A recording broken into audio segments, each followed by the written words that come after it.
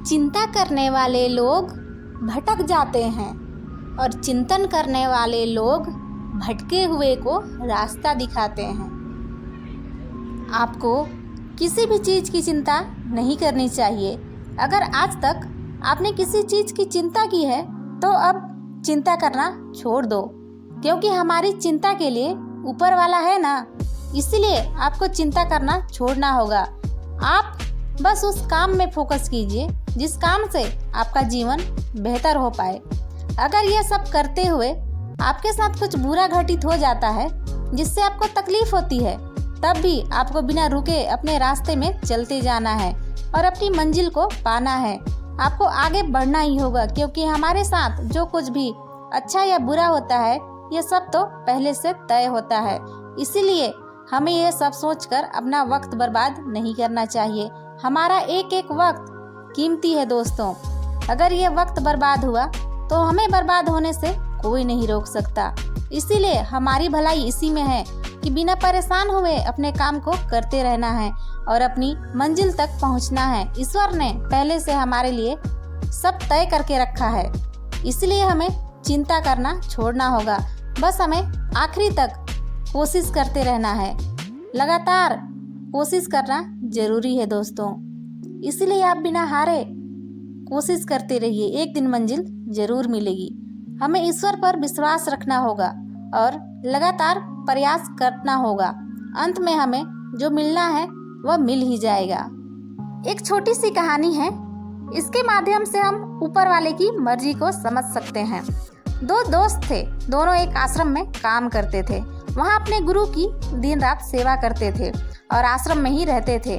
दोनों दोस्त का घर उस आश्रम के थोड़ी ही दूरी पर था, पर दोनों गुरु जी की सेवा करना चाहते थे, इसलिए घर नहीं जाते थे बल्कि आश्रम में ही रहते थे। उन दोनों लड़कों में से एक लड़के की बहन का विवाह तय हो गया। वो लड़का अपने बहन की विवाह धूमधाम से करना चाहता था, पर बेचारा क्या करता, उसके पास तो पैसे ही नहीं थे।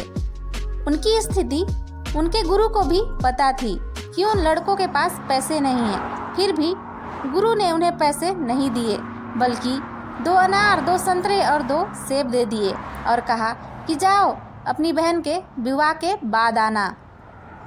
जिस लड़के की बहन का विवाह था उस लड़के को बहुत गुस्सा आया। वो अपने घर जाते जाते सोच रहा था, मुझे पैसे की ज़रूरत थी पर यह फल फूल गुरु ने मुझे दे दिया, इनको मैं क्या करूं अब। वो लड़का बहुत दुखी हो रहा था और अपने गुरुजी पर गुस्सा भी हो रहा था। जब दोनों लड़के अपने गांव पहुंचने वाले थे तभी उन्हें रास्ते में कुछ लोग दिखे जो घोषणा कर रहे थे कि किसी के पास फल मिलेगा क्या, क्योंकि हमारे जमींदार की बेटी बहुत बीमार है, वह कुछ खाना नहीं खा रही है, उसे फल की ज़रूरत है। हमने बहुत कोशिश किया पर फल कहीं नहीं मिल रहे हैं, अगर किसी के पास फल हैं तो हमें दे दो। दोनों लड़कों ने ये घोषणा सुना, फिर सोचा हमें तो इन फलों की ज़रूरत नहीं है, तो क्यों ना यह फल जमींदार की बेटी को दे दें। फिर दोनों लड़कों ने यह बात उन लोगों को बताई जो घोषणा कर रहे थे। वे लोग दोनों लड़कों को जमींदार के यहाँ ले गए। वहाँ जाकर दोनों ने वह फल जमींदार को दे दिया और वह जमींदार उनसे बहुत प्रसन्न हुआ और उनको बहुत सारा पैसा दिया। उस पैसे से उस लड़के की बहन का विवाह बहुत ही धूमधाम से हुआ। वो लड़का खुद को कोस रहा था कि बिना सोचे समझे मैंने गुरुजी पर गुस्सा किया।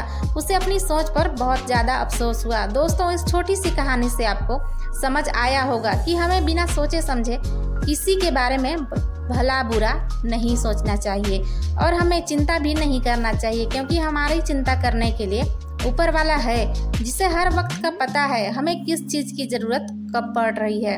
इसलिए आप बाकी चीज़ों की चिंता करना छोड़ दो और जो आपके जीवन को बेहतर बनाए उस काम को मन लगन से करो।